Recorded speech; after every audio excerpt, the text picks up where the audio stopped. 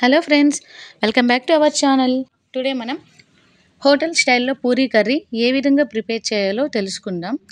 దీనికోసం ముందుగా stove on చేసుకొని ఒక కడాయి పెట్టుకోవాలి. అందులో 2 టేబుల్ స్పూన్ల ఆయిల్ యాడ్ చేసుకొని ఆయిల్ కొంచెం హీట్ అయిన తర్వాత 1 టేబుల్ స్పూన్ తాలింపు గింజలు, కొంచెం కరివేపాకు, ముందుగానే కట్ చేసి పెట్టుకున్న 3 పచ్చిమిర్చి వేసుకొని బాగా ఫ్రై చేసుకోవాలి. ఈ విధంగా ఫ్రై అయిన తర్వాత అందులో ముందుగా మనం సన్నగా కట్ చేసి పెట్టుకున్న 1 కప్పు ఉల్లిపాయ ముక్కల్ని, అలాగే 2 టేబుల్ స్పూన్ల సాల్ట్ని కూడా యాడ్ చేసుకోవాలి. తర్వాత అందులో 1/2 టేబుల్ స్పూన్ పసుపుని యాడ్ చేసుకొని ఉల్లిపాయ ముక్కలు అనేవి ఒక 50% అయ్యేంత వరకు బాగా ఫ్రై చేసుకోవాలి.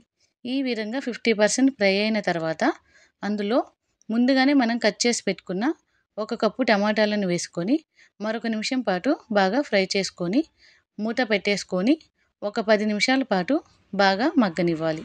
10 నిమిషాల తర్వాత మూత తీసి చూస్తే ఉల్లిపాయలు, టమోటాలు అనేవి బాగా మగ్గిపోయి ఉంటాయి.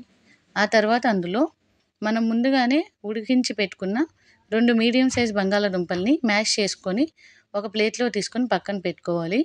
ఈ బంగాళాదుంపల్ని కూడా ఇందులో వేసుకొని మరొక 2 నిమిషాల పాటు బాగా ఫ్రై చేసుకొని ఇందులో 2 కప్పుల వాటర్ యాడ్ చేసుకొని మరొక నిమిషం బాగా కలుపుకొని మూత పెట్టుకొని ఒక 10 నిమిషాల పాటు బాగా మరగనివ్వాలి.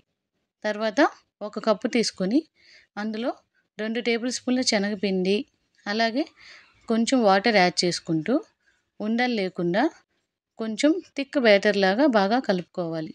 చూసారు కదా ఫ్రెండ్స్, ఈ విధంగా బాగా కలుపుకొని పక్కన పెట్టేసుకోవాలి. 10 నిమిషాల తర్వాత మూత తీసి చూస్తే కూర అనేది ఈ విధంగా మరుగుతూ ఉంటుంది. ముందుగా మనం ప్రిపేర్ చేసి పెట్టుకున్న శనగపిండిని కూడా ఇందులో వేసుకొని మరొక నిమిషం పాటు మంటని మీడియం ఫ్లేమ్లో పెట్టుకొని బాగా కలుపుకోవాలి. చివరగా అందులో మనం ముందుగానే కట్ చేసి పెట్టుకున్న కొత్తిమీరను కూడా వేసుకొని మరొక నిమిషం పాటు కలుపుకొని ఒక బౌల్లో తీసుకోవాలి. చూసారు కదా friends, hotel style puri curry ఏ విధంగా ప్రిపేర్ చేసుకోవాలో. ఈ వీడియో కనుక మీకు నచ్చినట్లయితే please do subscribe our channel friends. Bye bye friends.